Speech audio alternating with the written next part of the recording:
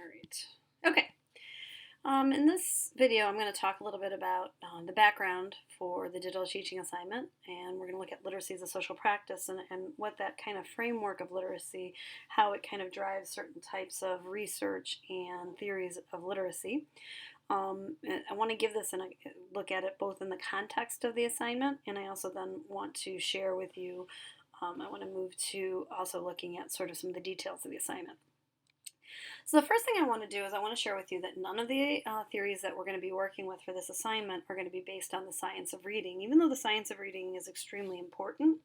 There's a reason for that, and I'll go into that a little bit later, but let me just share a little bit about the science of reading. And what is the science of reading? Essentially, the science of reading looks at what does the brain need to learn. If we think of learning as changing our students, right, changing them, that is something that we all are all of our goals in our learning. We want them to be changed when they leave our classes. And so when we think about reading, what we look at is a cognitive approach, right? What is the thinking that goes into the thinking processes that our students engage in when they are successfully reading. And a lot of this comes out of cognitive psychology, also neuropsychology, especially now with the enhanced brain imaging opportunities that we have. You have a lot of studies that are, literally being able to look at and show us what parts of the brain light up when during the reading process and things like that. And really the science of reading is focused on two really important areas. Which is working memory and auditory processing. So what we need to know about the science of reading is that the science of reading is not just about the studies and what's happening with the psychologist, but then it's also the application of that. So when we talk about the science of reading, we also are thinking about the teaching practices that are formed by what we learn through the psychology. And so these start to answer questions like, as a teacher, what should we practice with our students? When should we practice those skills? And how often should we practice those skills, right? So that's the science of reading. The science of reading really in 2000 is kind of when we talk about the phonics versus whole language debate coming to an end, because it really, with the National Reading Panel, their report came up with what we call the 5 pillars of reading instruction, which looks at phonemic awareness, phonics, fluency, vocabulary, and reading comprehension as all being important. And so we understand that we need all of these, and it really does kind of, I'm not sure I love the pillar approach because it almost shows it as like almost a stepped approach, a sequential. It's a little bit messier than that, but it does help us to really identify the pieces of reading instruction, of quality reading instruction. This is what we need, and this all comes out of the science of reading. In Ohio, a really important sort of understanding of that is developed and is used is called the simple view of reading. The simple view of reading presents reading as almost as like a multiplication equation, and that's very purposeful because we know that if you multiply anything by 0, the outcome is 0, right? And so we know that both sides of the equation need to be present for any reading comprehension to happen, and we also know that the stronger each of them get, the better the reading comprehension. So on one side of the equation is the decoding, which is the ability to create these sound symbol relationships to read words. So those are your phonics skills, right? Those are probably also some of your fluency skills. And then language comprehension, the ability to understand spoken language. And so this is where you have your background knowledge, and this is where you have your vocabulary knowledge. And I would also argue this is where I see fluency is kind of coming between the two. This is where things like the prosody side of fluency, your ability to read a work with the right inflection, that's language comprehension. And so these two combine to create reading comprehension. And so this is a view of reading that you see very much in a lot of the Ohio, the Ohio literacy plan to raise Ohio's plan to raise literacy achievement. Certainly, if you go to any of the state sponsored reading seminars, you'll hear about the simple view of reading, and it does create a very firm way for us to understand this very complex idea of science of reading. The other thing that the simple view of reading allows us to do is it really helps us to understand how we can target our instruction to help certain students. So let's take, for instance, a student with dyslexia. We know that the typical student with dyslexia actually has some pretty high language comprehension skills. But what they lack is they've got some pretty poor um, decoding skills. So they really have, there's a lot of research that shows that students with dyslexia, they have a really hard time figuring out the vocabulary or the being able to like hear the sounds, or being able to parse a word into syllables. That's something that a dyslexic student often has a difficult time with, but that student has pretty strong language comprehension. A student with dyslexia often can present with really strong vocabulary and a lot of background knowledge, and they really can understand things if it's shared with them auditorily. When you read them a story, they're able to follow, they're able to find cause and effect and draw those inferences. So that's different than, say, a general reading disability student who doesn't tend to have those strong language comprehension skills, even though they also have the poor decoding skills. So we know that we need to work on a student with dyslexia in a different way than we need to work with a student who maybe has a general reading disability. And so those are all like important for us to consider when we are when we're looking at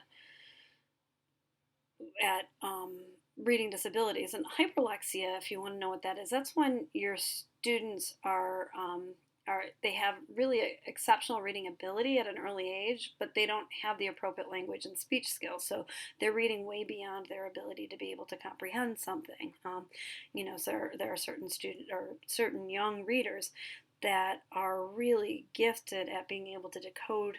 They have really high decoding skills, but they can't tell you what that meant. So what we have here then is an ability to kind of like hone in and then maybe make some modifications and some interventions that kind of really are specific to your students' needs. But while the science of reading is really important, and while the science of reading really has shaped a lot of the conversation in the last 20 years, particularly when we're talking about helping students to learn to read, we also recognize that many people see there as being really five pillars of reading, and the sixth pillar being engagement. We know that there's that human factor, there's that piece, that intangible piece when we're talking to our students. We need them to be engaged in order to be able to do any of the skills that help to bring them to comprehension. So, many people talk about the sixth pillar, this sixth pillar being engagement. So, I'm going to share with you a short film by Daniel Willingham. And I share this because Daniel Willingham is somebody who has been pivotal in the conversations around the science of reading. He is a cognitive psychologist. He is really helped to create working models to help us to understand how. He has a book out right now called The Reading Mind, the processing that happens in order for us to be able to read. And it's fascinating stuff.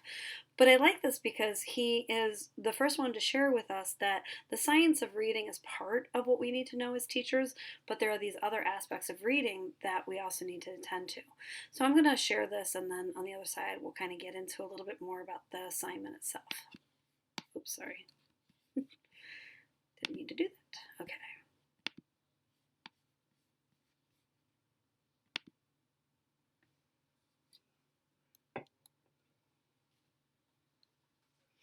Is teaching an art or a science?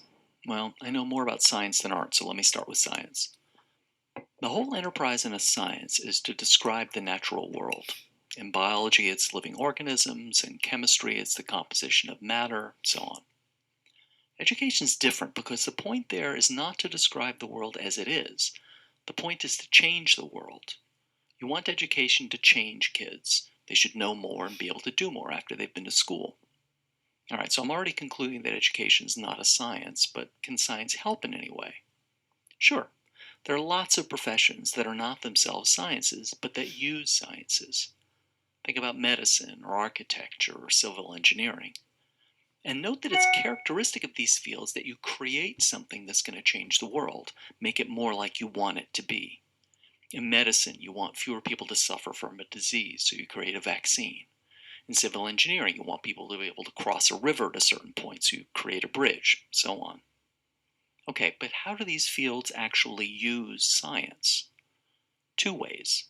First, you might use principles from basic sciences as you're constructing the thing that's going to change the world. So, the civil engineers planning a bridge will use knowledge of physics and materials science to make sure that the bridge will stand and can carry the projected traffic. So, educators would presumably draw on knowledge from psychology, for example, about how kids learn and grow and relate to one another and so on. Okay, that all sounds nice, but it's not so simple. The problem is that most of what we know about how kids learn comes from laboratory studies. And when scientists do laboratory studies, they like to examine just one factor at a time. For example, if I want to know whether, say, repetition helps memory, I might compare one group of people who hears a story once with another group who hears it 5 times. And I want to be sure that repetition is the only difference between the groups. I want to make sure that they don't differ in motivation or in how much attention they pay to the story.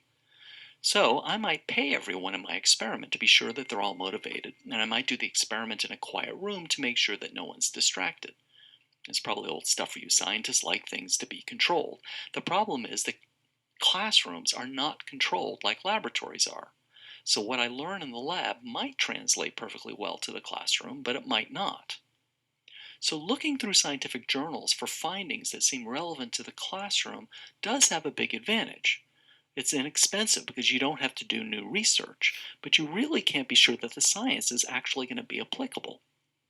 Now, you can get around this problem by doing research in classrooms instead of in laboratories. But this turns out to be pretty hard. First, parents and school administrators are pretty reluctant to have scientists come into schools and basically experiment on their kids.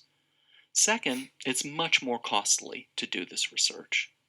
And third, you gain the advantage that you're doing the science right in the setting you care about, classrooms.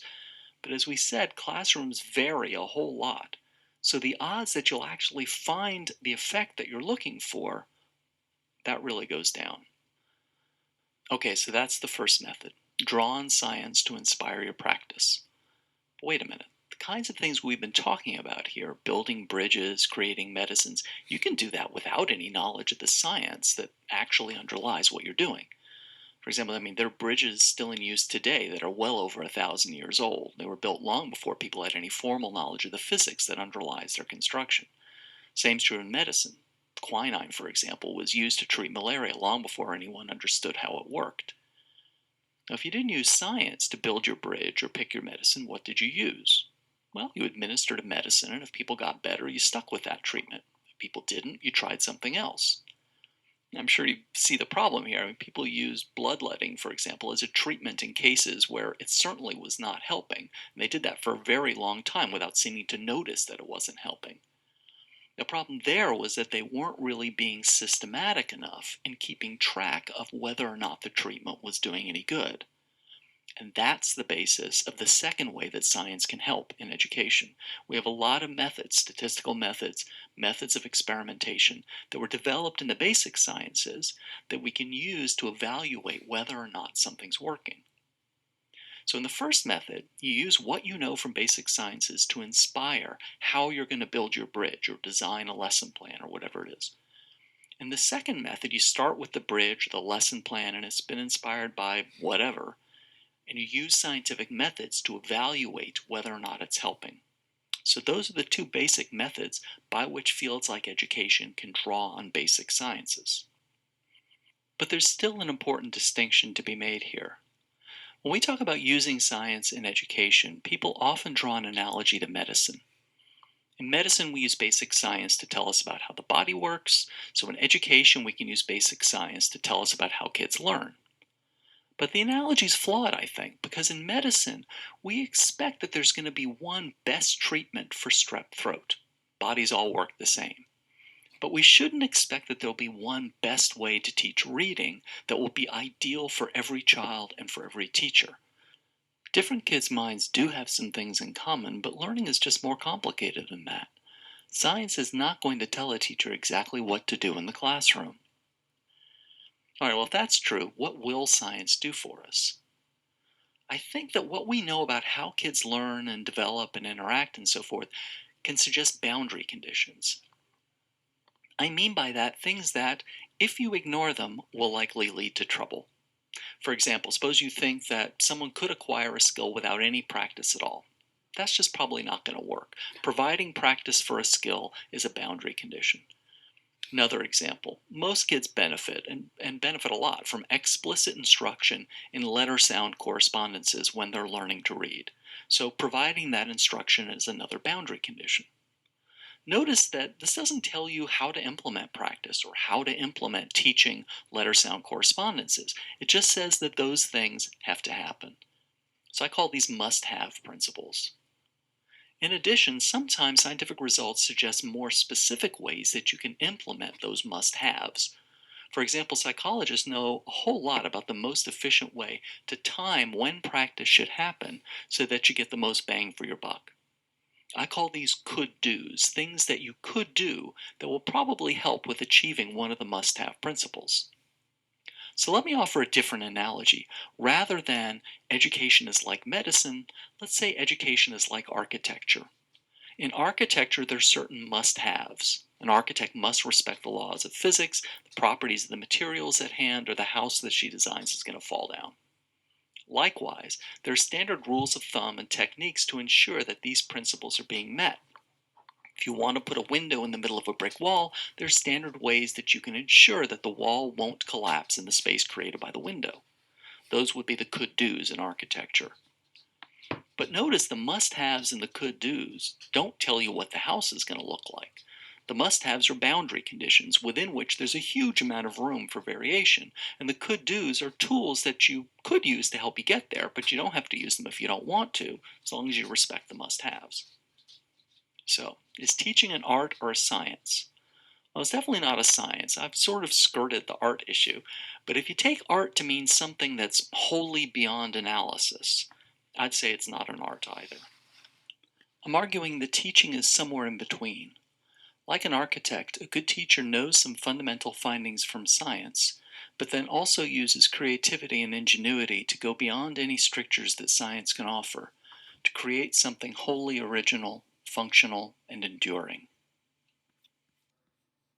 Okay, so I brought this to you because I wanted to show you that this isn't the literacy theories that we're about to study are not about the science of reading, but they're not meant Are to. you unsure Oops, sorry. about what the fall will look like when you go back to school? Sorry. Are you nervous? Okay. And so what I wanted to talk about is how can you make that space of the could do.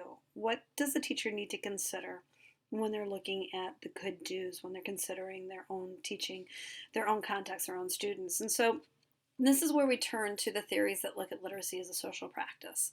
And this is very different than looking at it as a cognitive, set of cognitive skills or process. Literacy as a social practice is really looking at literacy and what we do with language as a dialectical relationship. So here's the premise. Learning is shaped by our worldviews and our experiences. So we know that the people the people our students are when they come into the classroom affects the way that they learn and affects what they learn, right? But it's dialectical because it also means that the worldviews and the experiences that they have after that learning are shaped by that learning. So it's this back and forth relationship. Literacy as a social practice looks at things with an ideological view versus an autonomous view.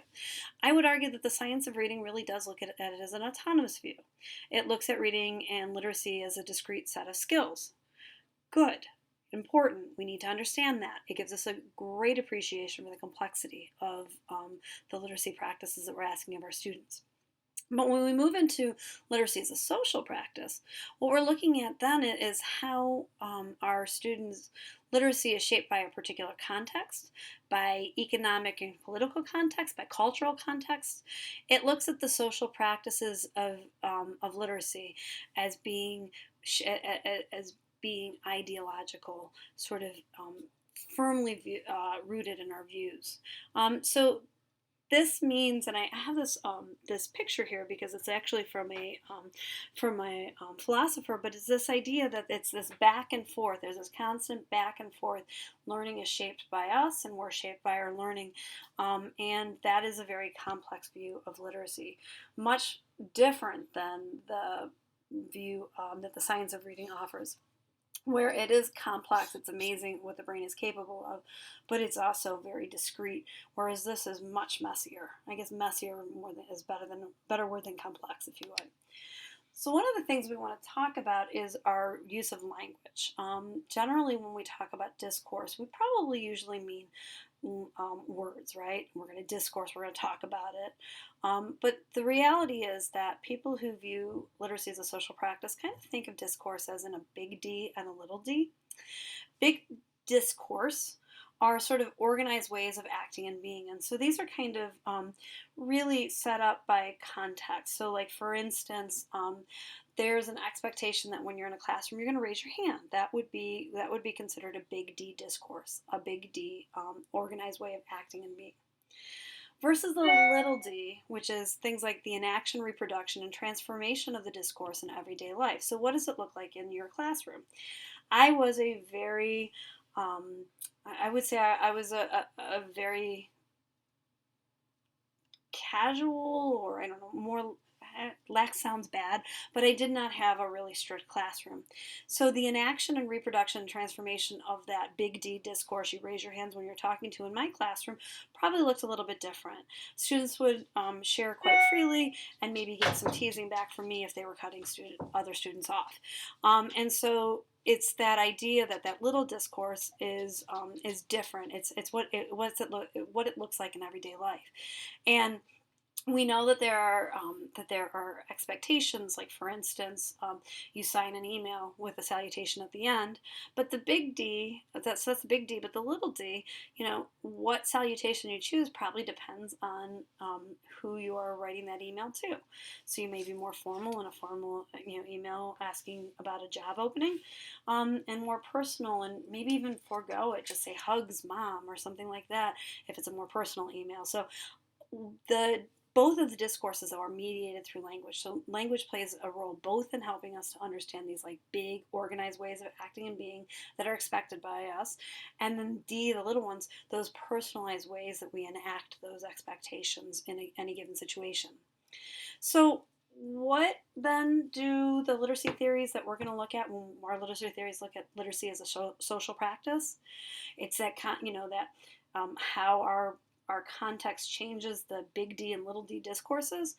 They really kind of largely fit into two frameworks, either ontological or epistemological, meaning that they're ways that learners be and are and present their identity, or they're epistemological, the ways that they know, the way that they come to understand things.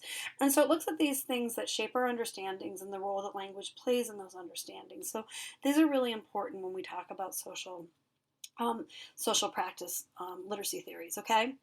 So what are you going to do? Well, I'm going to assign you, and there's a little bit of fluidity, so if I assign you one and you work one at a different one, or if somebody wants to exchange with you, that is fine.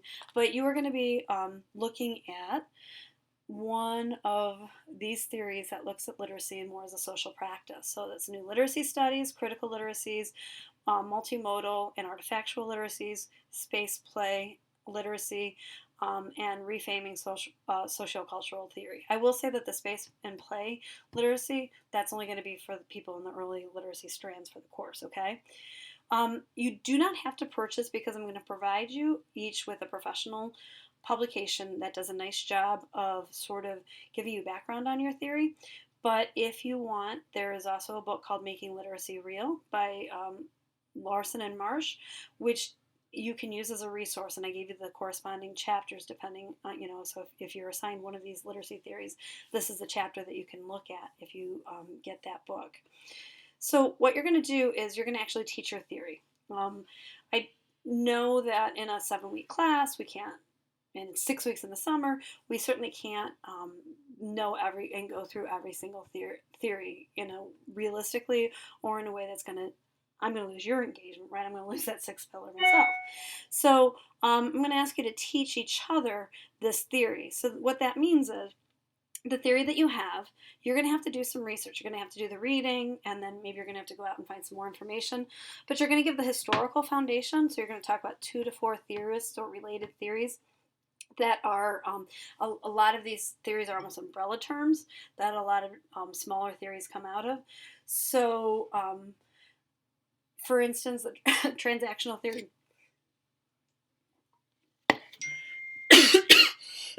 Sorry. The transactional theory of literacy, that really comes out of a lot of constructivist theory, right? So those are related. Sorry. You're going to look at the implications. You're going to think about how does understanding this theory that you are researching, how might it inform a teaching practices? And you're going to look for resources. Where can people who want to know more or use their theory in their planning, where can those people go? And that's going to be the last part, is you're going to look for resources. And the last thing you're going to do, which I think is just fun, is you're going to do a hashtag and give me a key takeaway. So your hashtag is your way to kind of like summarize your thoughts. What's a key takeaway that you got? Then you're going to teach this theory. So you're going to learn all of these things, the 3 components of the theory, and then you're going to teach it. How are you going to teach it? That's really up to you. I'm not going to require any one modality, but in the past, I've had students create websites. I have them creating screencasting videos.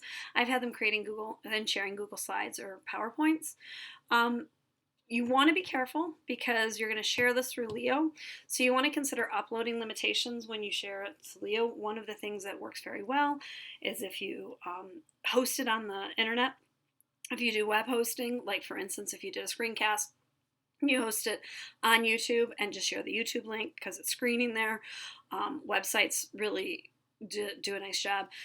You could share some of you could share a large file through Google Drive. But you're literally going to be teaching this to a group of your classmates. So I want you to think about this. We're all in a group, and you are going to be the expert in your given theory. So there's only one person, maybe 2, depending on my numbers in any situation or in any semester. But you are the person that's going to come in and teach them about new literacy studies, for instance, okay? So that's something to think about. You also, because there might be 2 people with the same topic, it's okay with me if you collaborate and you create the same assignment. I'll just put you and that person in 2 different groups, and you just need to, so if I create a screencast with somebody else in the classroom, it creates one web link. I'm going to upload that web link for my group, and then my partner's going to upload the same web link for her group, okay? So, the last thing I wanted to share with you is that we do have one other assignment, which is, again, these are all kind of, they're built off of each other. You're going to be doing a journal analysis where you're going to be looking at the whole idea as we're learning theory so that we can see how it informs practice, right? That idea of practice being practice and reflection that is informed by theory or knowledge. And so we're going to have that last assignment. And so knowing this, I want you to know that I do not want or expect that this is going to be any longer than 10 minutes in length. Also, because you're going to be reviewing each other's, you want to respect other people's time. So you don't want to give them a 30-minute, I should say this after I've given you such a long lecture, right? But a 30-minute lesson on your theory, knowing that they're going to have to read some of the other theories as well. Okay, so that is the learning, that is the digital teaching assignment, and I will send you resources through the email so that you can link to information, and if you want to find good website creation sites, or if you want to look at apps for screencasting, things like that, I'll send you that information. All right, well, thank you, and if you have any questions, be sure to email me.